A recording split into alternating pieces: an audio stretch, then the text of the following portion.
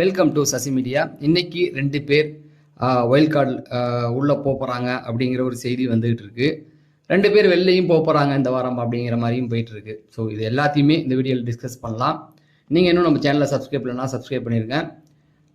இந்த வீடியோ அப்படியே லைக் பண்ணிடுங்க. சரி, இன்னைக்கு கடைசி நாள்.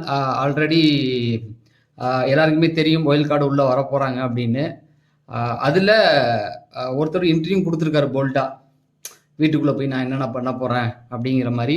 ஸோ அமித் நினைக்கிறேன், அவர் என்ன சொல்லியிருக்காரு அப்படின்னு பார்த்தீங்கன்னா, நான் வந்து 24 மணி நேரம் போய் கேம் ஆட போகிறேன் அப்படிங்கிற மாதிரிலாம் சொல்லியிருக்காரு. லைவில் வந்து 24 மணி நேரம்லாம் கேமெல்லாம் ஆட முடியாது சார், 12 மணி நேரம் தூங்கி தான் ஆகணும். நீங்கள் இங்கே காட்டுற வேகத்தை உள்ளே போய் காட்டுங்க அப்படிங்கிறது தான். ஏன்னா வைல்ட் கார்டில் அவன் உருட்டிக்கிட்டு இருக்கான், எல்லாமே தெரியும் எங்களுக்கு. ஆனால் நீங்கள் வந்து ஏமாற்றாமல் ஒரு நல்ல கேமாக போய் ஆடுங்க. இந்த கேமை மாற்றி விடுங்க. இன்னும் 30 நாள் ஆகியும் ஒரு ரிவ்யூவருக்கு கூட எனக்கு ஃபேவரட்னு ஒருத்தவங்களுக்கு கூட நிற்க முடியல அப்படின்னா யாரையுமே ஸ்டாண்டர்டாக நம்ப முடியல அப்படிங்கிற மாதிரி தான் இருக்குது. எல்லாருக்கும் ஓட்டுகள் இருக்குது, மக்கள் அபிப்பிராயம் இருக்குது. இப்போ பார்த்தீங்கன்னா வினோத்துக்கு கூட 3,20,000 ஓட்டுகளை தொட்டுட்டாரு இன்னைக்கு காலையில். இப்போ செக் பண்ணுறேன் அப்படின்னா பார்த்துங்க, அப்போ அவ்வளோ செல்வாக்கு இருக்குல்ல. அதுவும் முத்துக்குமரன் கூட போன வாட்டி இவ்வளோ ஓட்டுகள் வாங்கலை. அப்போ இவ்வளோ ஓட்டுகள் அவர் வாங்கியிருக்காரு அப்படின்னா அதை நம்ம இப்போ கொண்டாடணும். இப்போ நீங்கள் ஈக்குவலாக பார்த்தீங்கன்னா அவருக்கு இப்படியே அவர் போனார்னா அவர் வெற்றியாளர் தான் வினோத். ஆனால் என்னன்னா ஒரே ஒரு விஷயத்தில், அந்த ரம்யா விஷயத்தில் பேர் ரொம்ப போயிடுச்சு.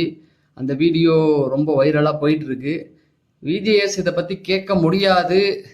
ஆனால் ஏன் அவர் அப்படி பண்ணாருன்னு தெரியவே இல்லை. அது ஒரு மாதிரி நார்மலாக கூட பண்ணுற மாதிரி, சும்மா ஹக் பண்ணுற மாதிரி இல்லை, அது வேற மாதிரி இருக்குது பார்க்க. அது ரொம்ப வேற மாதிரி போயிடுச்சு. அதில் அவர் பேர் போயிடும்னு நினைக்கிறேன். அதுக்கான ரியாக்ஷன் அடுத்த வாரம் அவர் ஓட்டிங்கில் வரும்போது தான் தெரியும். புரியுதுங்களா? இப்போ ஓட்டு ஏறிடுச்சு ஓரளவுக்கு, அதை ஒன்றும் கண்ட்ரோல் பண்ண முடியாது. இப்போ அது வைரலாக ஒவ்வொரு ரிவ்யூவர்ஸும் பேச ஆரம்பிக்கிறாங்க. அடுத்த வாரத்தில் நல்லா பேசுவாங்க அதை. ஓகேங்களா? இது அவ்வளோதான். எப்போ வினோத் மாட்டினாலும் அவர் இது வந்தாலும் இந்த வீடியோ எடுத்து பேசுவாங்க. அது மட்டும் இல்லை, வெளியில் வந்து இன்டர்வியூ கேட்டாலும் போட்டு உரிச்சு எடுத்துருவாங்க. அதுக்கு அவர் விளக்கம் என்ன அது அந்த ஒரு அது பார்க்கும்போதே அது வேற மாதிரி இருக்கு. சரி, அந்த விஷயத்துலேருந்து அவாய்ட் பண்ணி வந்துட்டாரா, அவர் ஜெயிக்கிறதுக்கு நிறைய வாய்ப்புகள் இருக்கு. ஓட்டுகள் தாறுமாறா விழுது. அது பிஆர் ஓட்டு யார் வேணா போடட்டும், அதை பற்றிலாம் நமக்கு கவலை கிடையாது. ஓட்டு இருக்கா, நீ வின்னர் போ, அவ்வளோதான். அர்ச்சனா காலத்துலேருந்து நம்ம பார்த்துக்கிட்டு இருக்கோம் அப்படிங்கிறதுல. அதனால அவர் ஜெயிக்கிறது அவர் கையில் இருக்கு அப்படிங்கிறது தான். பார்வதி பார்த்தீங்கன்னா 1,30,000 ஓட்டுகளை தொட்டு தாண்டிட்டாங்க. ஸோ அவங்க ஒரு எப்படி சொல்கிறது, ஒரு 70-80 நாள் வரைக்கும் இருக்கிறதுக்கு தான். கமருதீன் 1,00,000, அதுவும் அவரும் அதே தான், சேமில் தான் இருக்காரு. அரோரா அண்ட் கலையரசன் 2 பேரும் ஈக்குவலாக வந்துட்டாங்க. வைல்ட் கார்டு இன்னைக்கு உள்ளே போவாங்களா அப்படின்றத பார்ப்போம். வைல்ட் கார்டு வந்து உள்ளே போவாங்களான்னா கண்டிப்பாக கேமில் ஒரு மாற்றம் கொண்டு வரணும். அப்படின்னா இன்னைக்கு 2 பேர், நாளைக்கு 2 பேர் அப்படி கொடுக்கணும். ஒரே நேரத்தில் 6 பேரை உள்ளே இறக்குனா என்னத்துக்கு ஆவானு அவங்க. ஆனால் என்னன்னா நாளைக்கு சுவாரஸ்யப்படுத்துதல் அப்படின்னு இது வரைக்கும் அப்படிதான் போகும். வரிசையா தொடர்ந்து ஆட்களை போனா அவனை மிரண்டு போயிடுவாங்க. அதுவும் விஜய சேதுபதி போனதுக்கு அப்புறமேட்டுக்கு அதை அப்படி பண்ணுவாங்க. இன்னைக்கு போறதுக்கு வாய்ப்புகள் இல்லை. ஒரு சில விஷயங்கள் அதையும் மீறி போனது தான். யார் போவாங்கன்னு தெரியும், அதுல ஒன்றும் பெரிய விஷயம் இல்லை. ஆனா ஒண்ணு, அடுத்த வாரம் கேம் வந்து மாற்றங்கள் அடையும். அதுக்கு தான் பிக் பாஸ் இன்னைக்கு எல்லாத்தையும் சத்தியம் பண்ணுங்கடா, எங்கையில சத்தியம் பண்ணுங்கடா அப்படின்னு காலில் விழுவாத குறையா கெஞ்சிக்கிட்டு இருந்தாரு. கண்டிப்பாக ஒரு மாற்றம் அவங்க கொண்டு வருவாங்க அப்படிங்கிறது தான். அவங்களும் ஒன்றும் பண்ணல அப்படின்னா, போன வாட்டி வந்து ராணவ் ஒரு சில அந்த காரக்குழம்பு தலையில் கொட்டியிருந்தானே, அவன்லாம் வந்து ஓரளவுக்கு கேம் வைல்ட் கார்டில் வந்து டிக்கெட் டு ஃபினாலே வின் பண்ணான். ராணவ் வந்து நல்லா சூப்பராக கேமை வந்து சேஞ்ச் பண்ணான். இவங்க 2 பேர் மஞ்சரியா, அவங்களும் நல்லா கேம் வந்து டஃப் கொடுத்து பார்த்தாங்க. அதனால சொல்கிறேன், கண்டிப்பாக போகிறவங்க ஏதாவது காலங்களும் மூட்டி எல்லாத்தையும் உண்மையாவது போய் சொல்லுங்கடா. போயிட்டு எதுவும் சொல்ல வேண்டாம், உண்மையை சொல்லுங்கள். வெளியில் நீங்கள் இதை பண்ணுறீங்க, இதெல்லாம் இப்படி இருக்குது அப்படின்னு சொன்னாவே அவனுக்கு பயந்து ஒரு கேம் ஆரம்பிப்பானுங்க. முக்கியமாக அமித் வந்து என்ன சொல்லியிருக்காங்க, குரூப் பீஸத்தை உடைப்பேன் அப்படின்ற மாதிரி இருக்காரு. எல்லாமே விஜய் டிவி ப்ராடக்ட் தான். அந்த ப்ராடக்ட் இன்னைக்கு சொல்லுது, நான் விஜய் டிவி ப்ராடக்ட் தான். டேய், அதை தாண்டா நாங்கன்னு சொல்கிறோம். சபரி, நீ விஜய் டிவி ப்ராடக்ட் தான், நான் விஜய் டிவி நாங்கள் அதை சொல்லலை. விஜய் டிவி ப்ராடக்ட்டுக்கு முட்டு கொடுக்குறாங்கன்னு சொல்ல வரோம், புரியுதா? விஜய் டிவி ப்ராடக்ட்னா யாரும் கேவலப்படுறது இல்லை. சிவகார்த்திகேயனும் விஜய் டிவி தான், சந்தானமும் விஜய் டிவி தான். யாரும் கேவலப்படுறா? ஓகேவா? யாரும் கேவலப்படலை. நீ வந்து என்னத்த மறைக்க வரன்னா, நீ முட்டு கொடுக்குறாங்க உங்களுக்கு, புரியுதுங்களா? நீங்கள் ஒரு கேம் விளையாடுறீங்கல்ல, அதை வந்து அவர் கேட்க மாட்டாரு விஜிஎஸ்.